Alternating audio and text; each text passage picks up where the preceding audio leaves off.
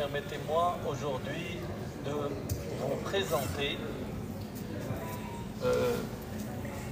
une présentation à propos de la douleur aiguë durant un congrès, la 14e édition du Salon international de médecine générale qui se déroule au Palais des Congrès entre le 19 et le 21 juin 2025 à propos des douleurs aiguës et chroniques en médecine générale et l'apport de la médecine traditionnelle chinoise. Donc il faut savoir une chose très importante, c'est que nous explorons comment ces deux approches peuvent se compléter pour offrir une prise en charge optimale, donc aussi bien en médecine conventionnelle, mais aussi grâce à des fondements philosophiques, mais aussi théoriques et vision holistique, grâce à l'acupuncture, l'auriculothérapie, mais aussi à la phytothérapie et certaines pratiques d'exercice physique comme le tai chi et le qigong, et bien au bénéfice du médecin généraliste qui permettra de traiter grâce à sa médecine conventionnelle, mais aussi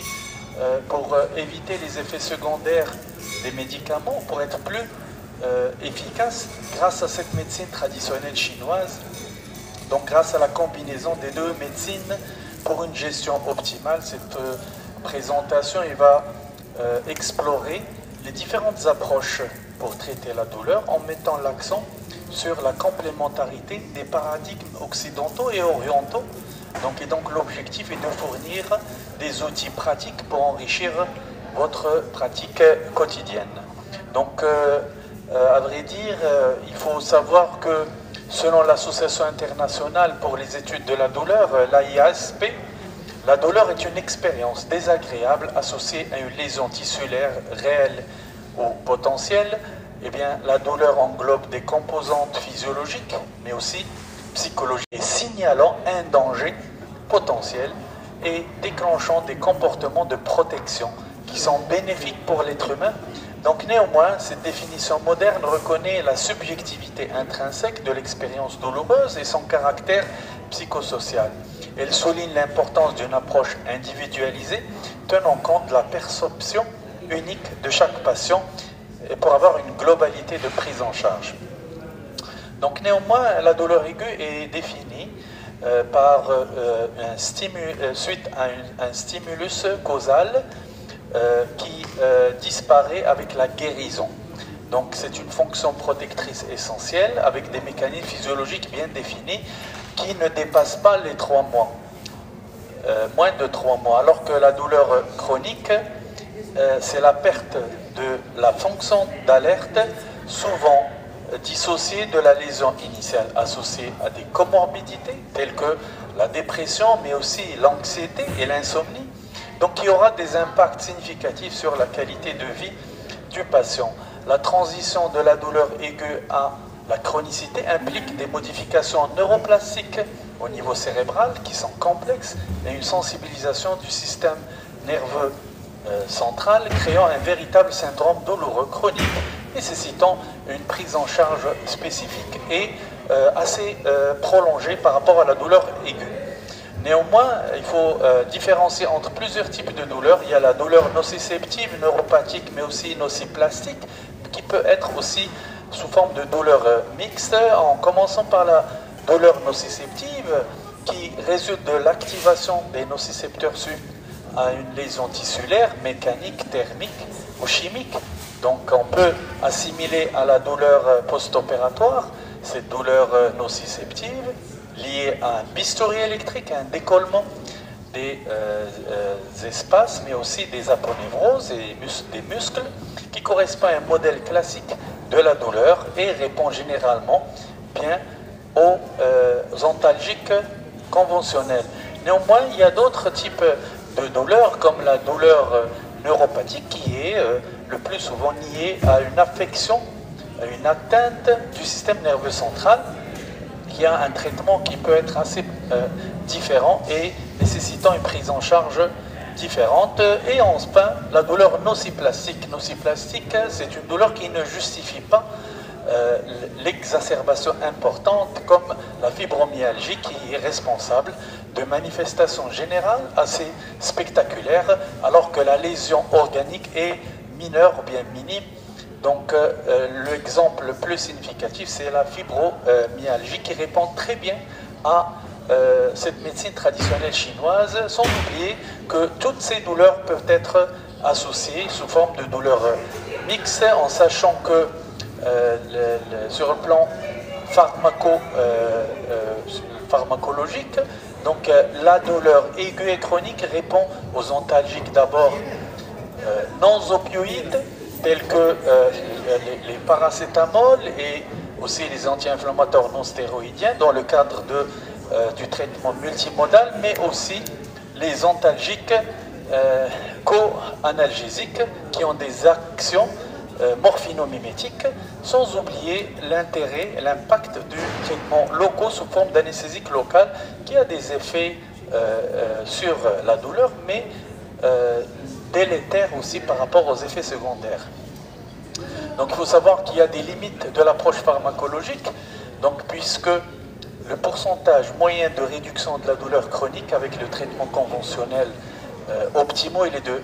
à peu près 40%, avec des effets secondaires proportionnels des patients qui, dès qu'il y a des effets secondaires, ils commencent à interrompre le traitement et ça impacte la qualité de vie de ces patients. Sans oublier qu'il y a un risque important d'addiction lié à l'utilisation de produits opioïdes qui nécessitent des prises en charge spécifiques, parfois, qui exposent le patient douloureux à des sanctions pénales si il n'est pas assouvi par rapport au traitement quand il n'est pas délivré, et qu'il expose à des sanctions pénales qui peuvent l'exposer à des problèmes au niveau judiciaire. Donc il faut savoir que maintenant il y a un développement de thérapies non médicamenteuses, donc de façon générale, donc liées à une prise en charge dans le domaine de santé publique qui a un excellent bénéfice, un rapport bénéfice-risque, et donc cette médecine traditionnelle chinoise bénéficie de cet enthousiasme. C'est pour cela que cette médecine traditionnelle chinoise est réputée pour être efficace et qui est d'ailleurs largement utilisée à travers le monde, surtout dans les pays asiatiques, qui peuvent être utilisés de façon pertinente en chirurgie, mais aussi pour les douleurs aiguës, aussi bien chez le sujet âgé que le nourrisson. Donc il faut savoir que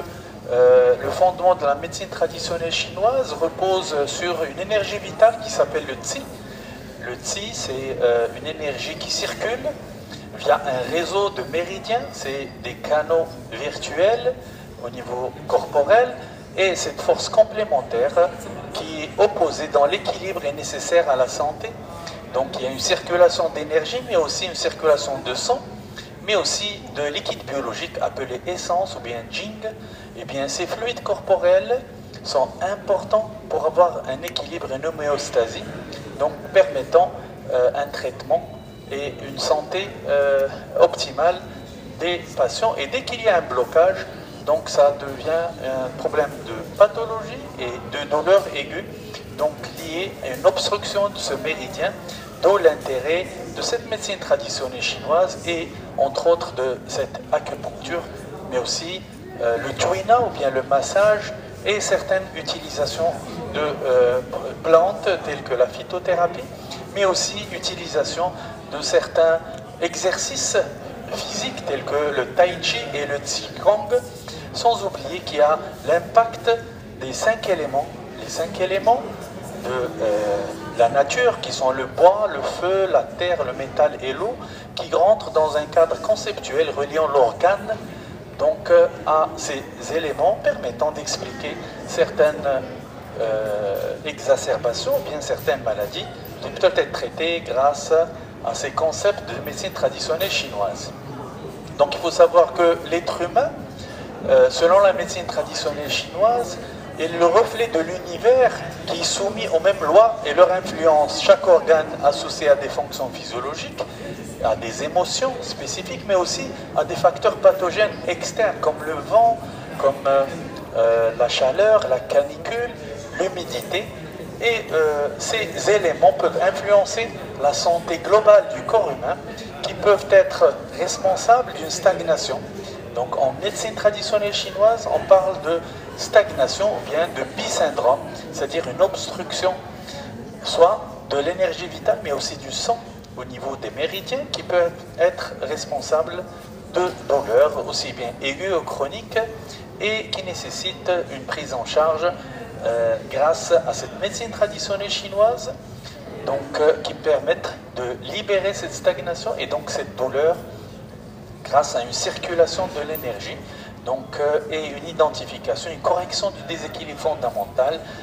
donnant à cette médecine traditionnelle chinoise un aspect préventif de cette thérapeutique qui permet de prévenir ultérieurement une douleur qui peut être possible si on ne respecte pas certaines mesures de prévention efficaces. Donc il faut savoir aussi que la médecine traditionnelle chinoise est une pratique ancienne qui remonte à plus de 5000 ans. Et donc le but de la médecine traditionnelle chinoise est de maintenir l'équilibre et l'harmonie entre les énergies vitales du corps et un équilibre entre le yin et le yang. Le yin, tout ce qui est froid, tout ce qui est statique, tout ce qui est matériel, tout ce qui est stagnant, mais aussi le yang,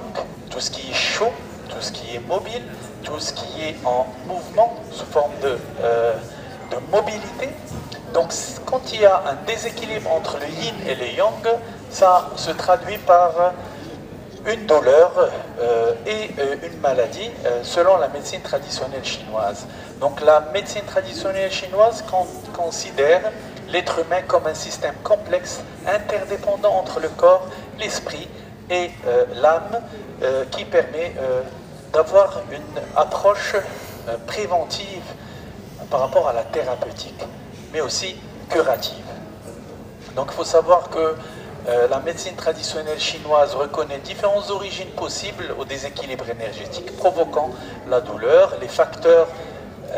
externes correspondent aux influences climatiques qui peuvent pénétrer dans le corps, comme par exemple le froid ou bien l'excès d'humidité, bien la chaleur et la canicule, mais aussi certains éléments internes tels que les émotions excessives qui perturbent les organes et correspondent à des facteurs pathogènes qui peuvent être traités. Par exemple, au niveau des facteurs pathogènes internes, il y a les émotions. Et les émotions, nous savons qu'il y a la colère,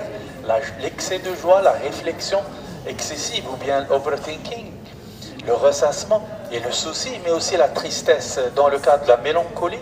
mais aussi la peur. Et chaque émotion a un impact sur certains éléments qui se rapportent à certains organes, donc qui peuvent être traités grâce à ces aspects émotionnels de la médecine traditionnelle chinoise. Sans oublier, il y a des facteurs ni internes ni externes, tels que l'alimentation,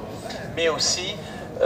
tout ce qui est surmenage, quand il y a un surmenage excessif, sans oublier les traumatismes qui peuvent être, selon la médecine chinoise, soit des morsures d'animaux, comme les serpents, mais aussi dans le cadre de la chirurgie dans notre contexte actuel moderne. Donc ces facteurs qui peuvent expliquer la maladie, mais aussi qui peuvent être traités. Sans oublier, il y a ces facteurs qui peuvent être surajoutés, expliquant les étiologies de cette douleur selon la médecine traditionnelle chinoise. Donc il faut savoir aussi que la médecine traditionnelle chinoise prend en compte l'individu dans sa globalité, considérant la relation entre le corps et l'esprit et l'environnement. Son objectif est de restaurer l'équilibre énergétique du patient en tenant compte de ses symptômes physiques et psychologiques pour être en bien-être aussi bien psychologique et émotionnel, mais aussi physique et global. Donc il faut savoir que cet art thérapeutique qui est la médecine traditionnelle chinoise est basé sur une vision énergétique de l'homme connecté à l'univers, conformément à la pensée dite taoïste et qui s'oppose absolument à la vision mécanistique du corps humain qui nous a été transmis par les siècles de lumière. Eh bien, son histoire est millénaire, puisque des manuscrits datant de plus de 5000 ans y font référence et elles restent largement utilisées à travers le monde, surtout dans le continent asiatique. Donc c'est pour cela que la médecine traditionnelle chinoise repose sur une vision en fonction de certains méridiens, qui sont des voies d'énergie invisibles qui circulent dans tout le corps et qui relient les organes entre eux et qui régulent le flux d'énergie ou bien de qi. Cette énergie vitale, puisque chaque méridien est associé à un organe spécifique qui influence ses fonctions. Et quand il y a un obstacle ou bien un bisyndrome au niveau des méridiens, il y a cette douleur qui peut être traitée grâce à certains moyens de médecine traditionnelle chinoise pour libérer cet obstacle et cette stagnation, sans oublier déjà qu'il faut insister sur le diagnostic qui est important. Le diagnostic selon l'évaluation clinique de la médecine traditionnelle chinoise qui repose sur l'inspection, surtout l'aspect du patient et le tempérament qui doit être adapté, puisqu'il existe plusieurs tempéraments. Il y a le tempérament métal, le tempérament bois, le tempérament feu, le tempérament terre, mais aussi le tempérament eau qui ont des fragilités et des spécificités. Donc, qu'on peut détecter chez des patients qui viennent en consultation. Donc, puisque les patients qui ont un tempérament bois, ils sont sujets à la faiblesse de la colère qui peuvent se transformer en un problème d'élévation du yang, donc avec une stagnation au niveau du foie qui entraîne une hypertension artérielle qui peut aboutir à des problèmes cardiaques, des troubles du rythme cardiaque, mais aussi à un risque d'accident vasculaire cérébral, d'où l'intérêt d'insister et de détecter ces tempéraments pour pouvoir les traiter de façon pertinente et de façon efficace. Sans oublier, il y a aussi l'aspect de l'observation.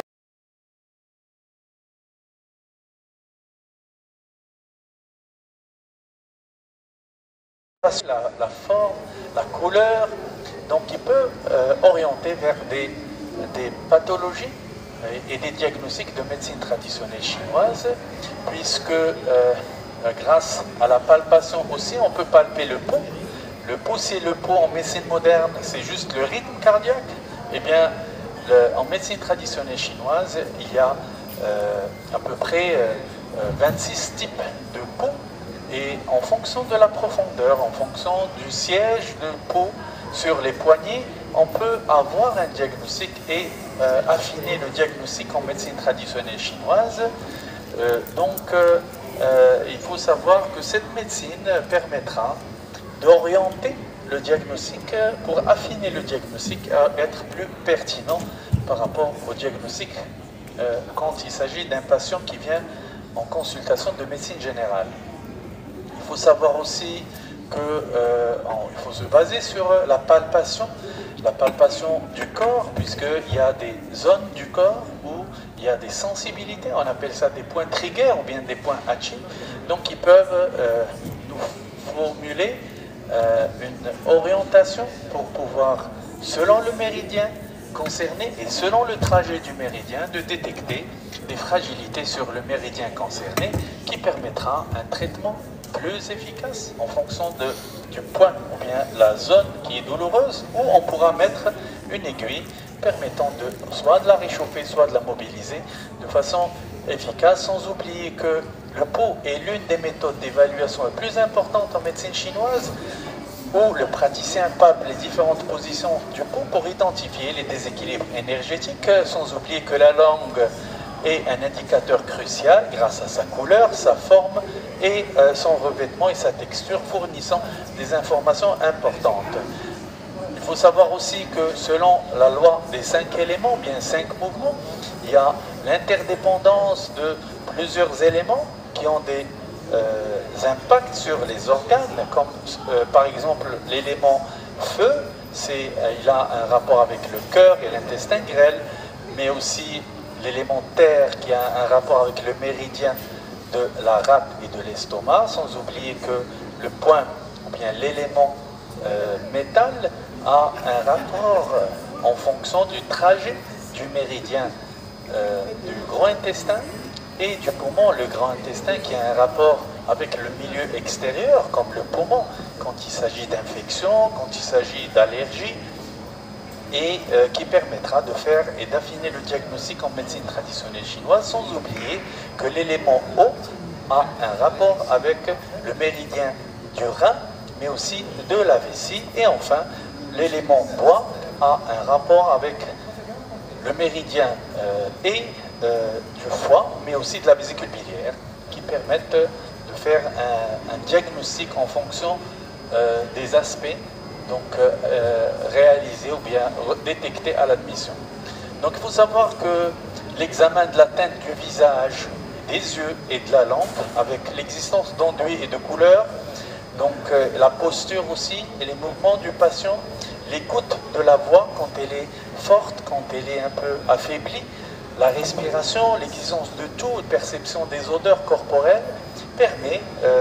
d'établir un questionnement détaillé avec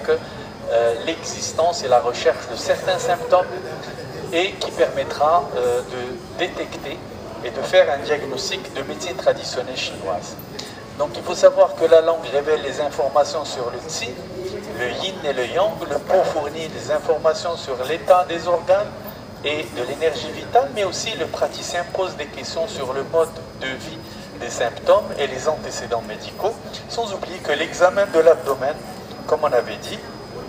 précédemment, aide à déterminer l'état des organes internes, ce qui concorde avec notre médecine moderne pour avoir un diagnostic plus pertinent avant d'aboutir aux examens complémentaires. Donc il faut savoir aussi que le pouls en médecine traditionnelle chinoise permettra d'évaluer en fonction de la vitesse, est-ce qu'il est lent, est-ce qu'il est rapide. Le pouls est également évalué en fonction de sa force, faible ou fort. La forme du pouls aide à déterminer son caractère profond ou superficiel, sans oublier que la régularité du pouls est également un facteur important. Le diagnostic du pouls en médecine traditionnelle chinoise est l'un des éléments importants pour faire le diagnostic, pour établir le niveau d'énergie afin d'affiner le diagnostic en médecine traditionnelle chinoise. Donc il est à travers la palpation du pouls, il y a 3 endroits, à savoir, comme on dit en médecine chinoise, le kun, le guan et le qi sur les 2 poignets. L'état de santé générale d'une personne permettra d'être établi, mais aussi d'un organe particulier qui peuvent être pleinement reconnus. Donc il faut savoir que la langue est un outil précieux pour le diagnostic en médecine traditionnelle chinoise. La présence de l'épaisseur de la couche fournira des informations clés. Chaque couleur de la langue indique un état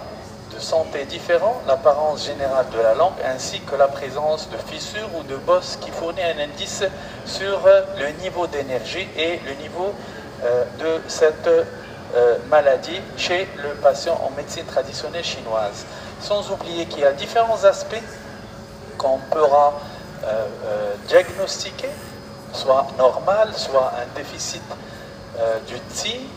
la chaleur, mais aussi on peut détecter une stagnation et une stase de sang, donc qui permettra d'affiner et d'aider au diagnostic de médecine traditionnelle chinoise. Donc sans oublier les éléments, les 5 éléments dont on a parlé, mais aussi les facteurs pathogènes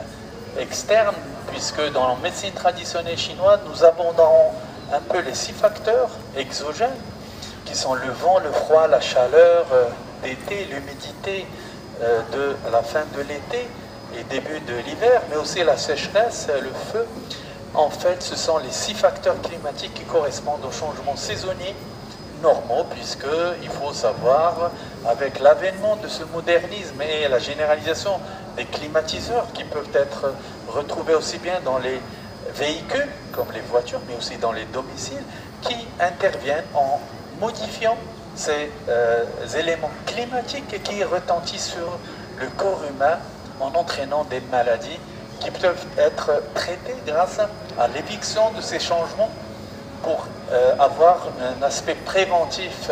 pour être guéri, mais aussi pour ne plus retomber malade. Donc il faut savoir aussi que il y a le facteur initial, c'est le vent, le coup de vent, ou bien quand on a un peu froid, donc c'est le froid comme facteur pathogène externe, mais aussi la chaleur et la canicule, mais aussi l'humidité qui peuvent se retrouver en début de l'hiver, surtout chez des patients de tempérament métal qui peut être plus susceptible, qui nécessitent une médecine traditionnelle chinoise de façon préventive, sans oublier cette sécheresse qui peuvent expliquer certaines maladies chez certains patients qui ont des tempéraments particuliers, à savoir aussi qu'il y a des facteurs émotionnels tels que la joie, la colère, l'accablement, la fatigue et la nostalgie, mais aussi la tristesse et la peur qui peuvent retentir sur l'état des organes, mais aussi les facteurs ni internes ni externes qui sont les erreurs alimentaires qui sont fréquentes dans notre contexte sociétal actuel, avec des alimentations qui ne sont pas adaptées, mais aussi d'un surmenage et la fatigue chronique qui est un élément important en médecine traditionnelle chinoise qui permet d'expliquer beaucoup de maladies survenues en médecine moderne, sans oublier aussi les blessures, les anciennes blessures, mais aussi les blessures nouvelles sous forme d'accidents de la voie publique, mais aussi dans le cadre de la chirurgie, qui sont responsables de certaines douleurs aiguës et chroniques qui peuvent survenir chez certains patients qui ont été opérés il y a longtemps, mais qui gardent cette douleur et cette chronicisation de la douleur. Donc maintenant, il faut savoir qu'il y a ces aspects émotionnels comme le chagrin ou bien la tristesse qui est important, qui peut expliquer chez certains patients qui ont un tempérament métal, certaines dépressions nerveuses, mais aussi certaines fragilités au niveau du poumon, sous forme d'allergie, sous forme de problèmes d'asthme, ou bien d'atopie, mais aussi problèmes digestifs dans le cadre des maladies liées au gros intestin, mais aussi des maladies liées à l'inflammation de l'intestin, comme les maladies inflammatoires, qui est la MICI, ou bien la maladie de Crohn et la rectocolite hémorragique, qui peut expliquer chez certains patients qui ont un tempérament métal certaines maladies qui peuvent être traitées de façon efficace grâce à cette médecine traditionnelle chinoise, sans oublier que l'émotion importante aussi, c'est la colère. La colère qui peut expliquer certaines maladies comme les hypertensions artérielles, la survenue de maladies cardiovasculaires, mais aussi la survenue d'accidents vasculaires cérébrales chez certains patients qui ont un tempérament bois, avec comme fragilité la colère et parfois les atteintes articulaires, sans oublier que parfois il y a des risques d'hypertension artérielle essentiels avec des accès hypertensifs chez certains patients liés à la colère. Donc ils peuvent être prévenus grâce à une prise en charge adaptée. Donc il y a aussi l'élément, ou bien l'émotion important, c'est l'excès de joie, en sachant que la joie elle est bien, mais quand toute l'homéostasie et l'équilibre, il faut un équilibre, et quand il y a un excès, donc ça peut se transformer chez les patients qui ont un tempérament feu en dépression, mais aussi risque de troubles du rythme cardiaque et d'infarctus du myocarde, mais aussi le problème de maladie psychiatrique sous forme de psychose maniaco-dépressive qui doit être prévenue, qui peut être traitée grâce aussi bien de la médecine traditionnelle, conventionnelle, moderne, mais aussi en médecine traditionnelle chinoise de façon très efficace, avec moindre effet secondaire. Donc il faut savoir aussi qu'il y a un élément important, c'est que quand on est trop content, c'est responsable, l'excès de joie est dur à supporter par l'être humain, donc elle est difficile à supporter, que n'importe quelle quantité de chagrin qui a été mis à l'honneur par Honoré de Balzac dans ses publications et ses livres, mais aussi l'overthinking ou bien l'excès de ressassement et de réflexion excessive qui peut être responsable de maladies, responsable par exemple de problèmes aussi bien musculaires dans le cadre de ces douleurs aiguës, mais aussi de problèmes liés à l'appareil au niveau sanguin, au niveau de la rétention du sang, quand il y a un excès de saignement, en sachant que l'élément terre, c'est le méridien de la rate qui est responsable de la rétention du sang à l'intérieur des vaisseaux. Quand il y a un déficit de l'énergie de la rate, il y a une hémorragie sous forme soit de ménorragie, de métroragie, mais aussi d'épistaxis ou bien d'hématémèse qui peuvent orienter vers un diagnostic afin d'aboutir à ce diagnostic grâce à la médecine moderne sous forme de réalisation d'examens complémentaires tels que l'échographie, mais aussi la réalisation de procédures endoscopiques pour confirmer ce diagnostic. Donc il faut savoir aussi que quand il y a un overthinking, c'est-à-dire l'excès de ressassement, quand on dort, il faut se reposer. Certaines personnes qui ont un tempérament terre commencent à réfléchir et en boucle, et au lieu de se reposer, ils passent la nuit à réfléchir ce qui va se passer, et ça retentit sur les organes, et ça peut être responsable de certaines maladies, dont la douleur aiguë et chronique. Sans oublier qu'il y a en Chine ce moyen diagnostic qui est le pouls, mais aussi l'inspection de la langue. Maintenant, l'apport bénéfique de l'acupuncture grâce à certains méridiens qui sont des lignes virtuelles qui commencent de la tête, qui peuvent se terminer au niveau des orteils et qui sont responsables d'une circulation d'énergie, donc qui permet d'avoir une santé, une bonne santé. Et quand il y a un obstacle, bien, une stagnation, une obstruction du méridien, ça explique la survenue d'une douleur aussi bien aiguë que chronique. Donc il faut savoir que quand la circulation d'énergie est correcte, donc on est en bonne santé. Mais quand il y a un obstacle, normalement, on tombe malade et on a cette douleur, ou bien on peut parler de syndrome. Donc en médecine traditionnelle chinoise, le début de chaque saison, il faut stimuler l'énergie du tempérament spécifique. Donc en début, par exemple, début de l'automne, chez les patients qui ont un tempérament métal, il faut qu'ils aillent chez le médecin traditionnel chinois dans un but préventif pour prévenir la survenue d'un hiver rude, pour éviter la survenue d'une grippe qui soit un peu difficile, qui peut être responsable de maladies ou bien de pneumopathie aiguë, surtout chez le sujet âgé. Donc il faut savoir qu'il y a certains points en médecine traditionnelle chinoise qui s'appellent les points horaires,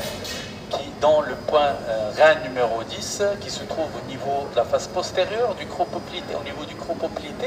qui peuvent être stimulés pour stimuler l'énergie de l'eau, ou bien de l'élément eau, ou bien l'énergie du rein et de la vessie, qui permettra de prévenir certaines maladies ostéo-articulaires, surtout que le méridien de la vessie et celui du rein traverse la région de la zone lombaire,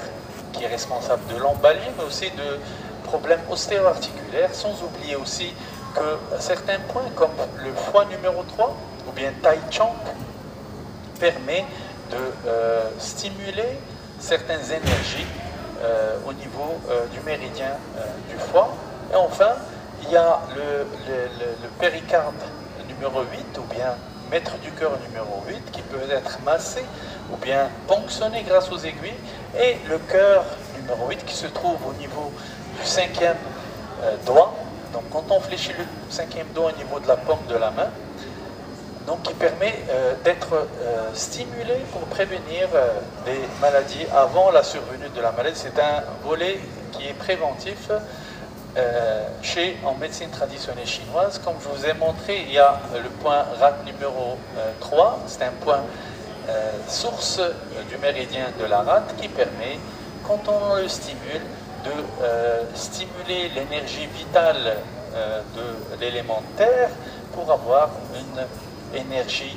satisfaisante. Et enfin, le point poumon numéro 8 qui se trouve au niveau du poignet, donc qui peut être stimulé, c'est un point horaire, il reflète le point de l'élément, donc c'est le poumon numéro 3. Il y a des éléments de médecine traditionnelle chinoise qui peuvent être,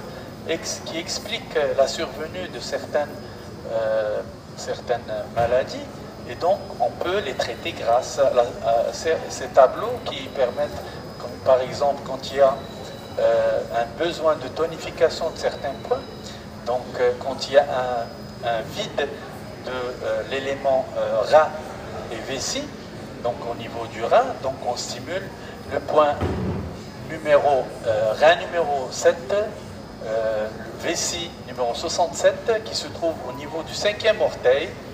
et enfin le poumon numéro 8, et enfin les points horaires dont on a parlé, qui est le rein numéro 10. Donc c'est des éléments, donc c'est des tableaux qu'on peut avoir pour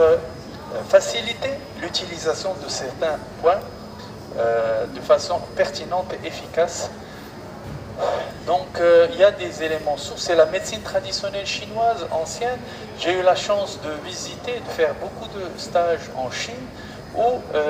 cette médecine traditionnelle chinoise, en fonction des 5 éléments et d'actualité qui peut être apprise à travers des stages, mais aussi la survenue de méridiens qui doivent être qui circulent, constitue un réseau invisible de canaux à travers lesquels circule l'énergie vitale. Et donc la médecine traditionnelle chinoise identifie 12 méridiens principaux, correspondent chacun à certains organes et entrailles. Les entrailles, c'est les organes vides, les organes, c'est les organes pleins, qui sont considérés comme yin, et les entrailles, c'est les organes yang. Donc complétés par 8 méridiens extraordinaires, sous forme d'un couple de points qui permettent de traiter et de désobstruer de nombreux méridiens secondaires avec un réseau complexe qui peut être traité grâce à l'acupuncture, aussi bien grâce à une stimulation de certains points spécifiques, mais aussi permettant le rééquilibrage énergétique et grâce à l'insertion d'aiguilles fines à des emplacements précis le long des méridiens correspondant à des points ayant des actions thérapeutiques spécifiques. Selon la médecine traditionnelle chinoise, l'acupuncture régule le flux de l'énergie, anticipant les stagnations et renforçant les déficiences pour restaurer l'équilibre entre le yin et le yang. Cela a été prouvé grâce à des études scientifiques modernes prouvant la pertinence et la réalité de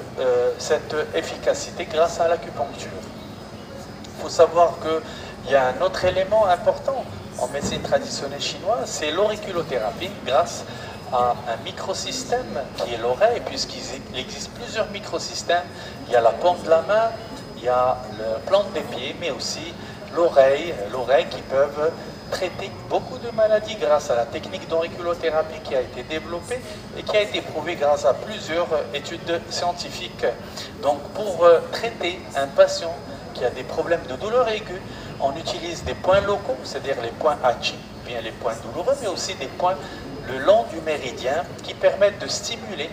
une désobstruction de ce méridien, puisque nous savons qu'un méridien qui est bouché, c'est un méridien qui est responsable de douleur. Et quand le méridien est désobstrué, ça permet d'avoir une énergie vitale fluide qui explique l'absence de douleur et la bonne santé de l'être humain, sans oublier qu'il y a des points antalgiques généraux connus, mais aussi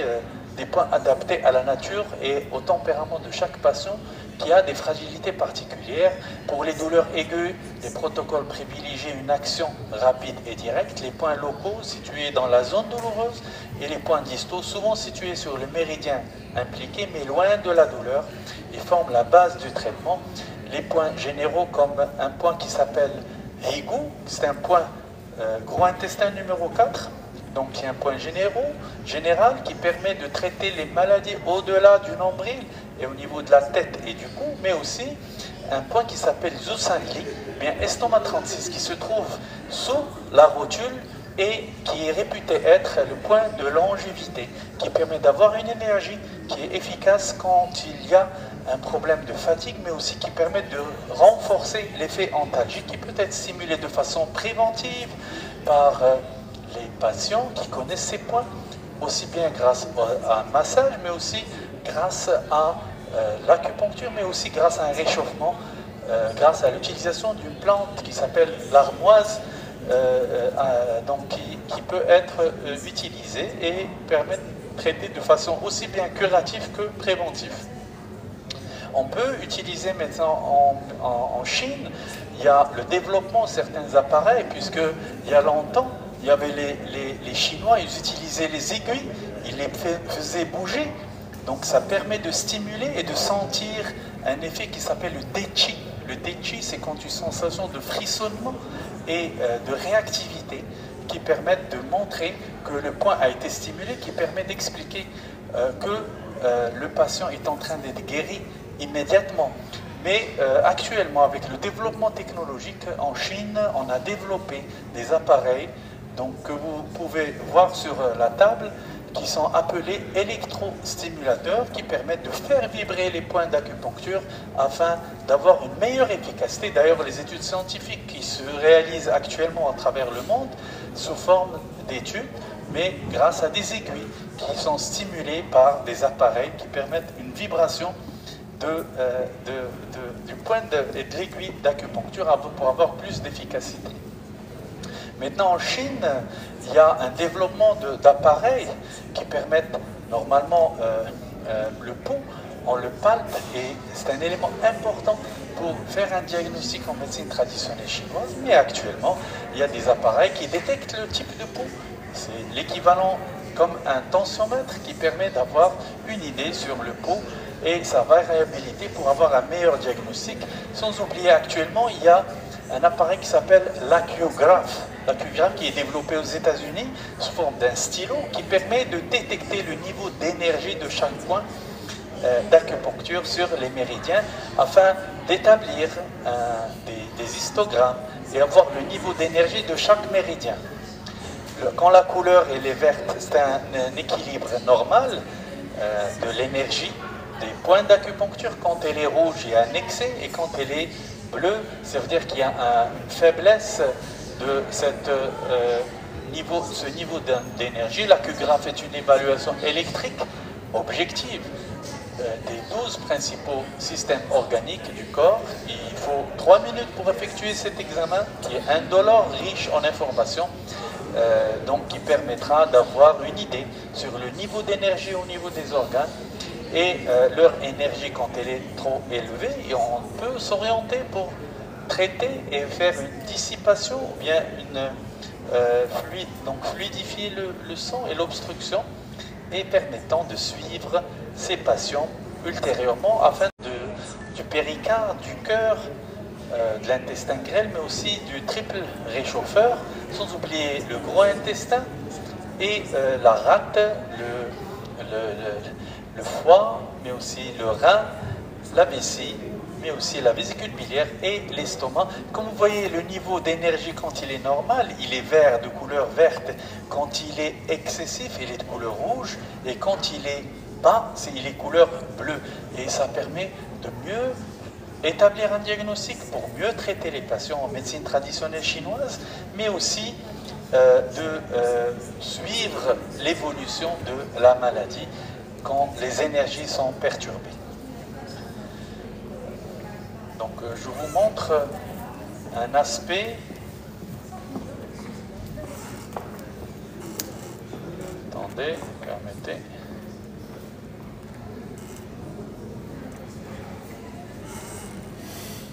D'accord. Permettant d'avoir un diagnostic en médecine traditionnelle chinoise. Donc comme vous voyez, il y a un déficit de l'élément poumon, mais aussi de l'élément cœur, pour avoir un large éventail de traitements tels que l'acupuncture grâce aux aiguilles, mais aussi Chuina, qui est le massage, l'équivalent de l'acupression. Au lieu d'avoir l'acupuncture avec les aiguilles, on peut utiliser l'acupression, bien le massage Chuina, qui permet d'avoir les mêmes effets, mais aussi les herbes médicinales et phytothérapie qui permettent d'avoir un meilleur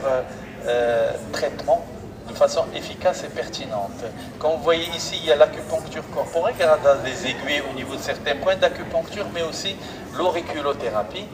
donc qui est aussi efficace. Donc comme vous voyez, une projection de tous les organes sur le corps, donc qui permettent d'avoir un diagnostic auriculaire causal, mais aussi ça permet de mieux traiter les patients et orienter vers les points de fragilité. Donc il y a l'apport de l'acupuncture, c'est de traiter la douleur, mais aussi de favoriser et de traiter les insomnies pour favoriser un meilleur sommeil, mais aussi traiter et gérer le stress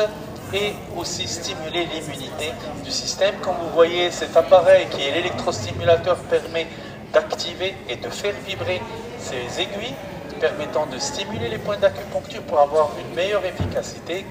Ici, le massage Chouina permet de traiter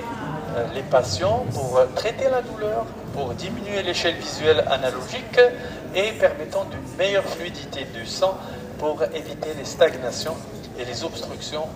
des méridiens. Sans oublier qu'il y a l'impact et l'apport des ventouses, les ventouses qui permettent de traiter la douleur mais aussi de détoxifier le sang, parce que grâce à cette aspiration,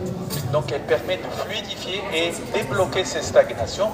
afin d'avoir une meilleure qualité musculaire mais aussi ostéo-articulaire pour traiter la douleur, sans oublier qu'il y a l'impact de l'amoxibustion qui est quand on brûle une plante sur l'aiguille, ça permet de réchauffer l'aiguille mais aussi de fluidifier le sang et ça permet de sécréter certaines substances efficaces qui permettent de traiter la douleur. Sans oublier aussi, il y a l'usage de moxa sans fumée, parce que la fumée peut être délétère et ça peut intoxiquer un peu, mais en Chine, ils ont inventé des bâtons grâce au charbon d'armoise qui n'entraîne pas de fumée, qui est fabriqué à partir de l'armoise comprimée, et la moxa est compactée, finement broyée, préalablement brûlée à l'abri de l'air, suivant les processus similaires à la carbonisation.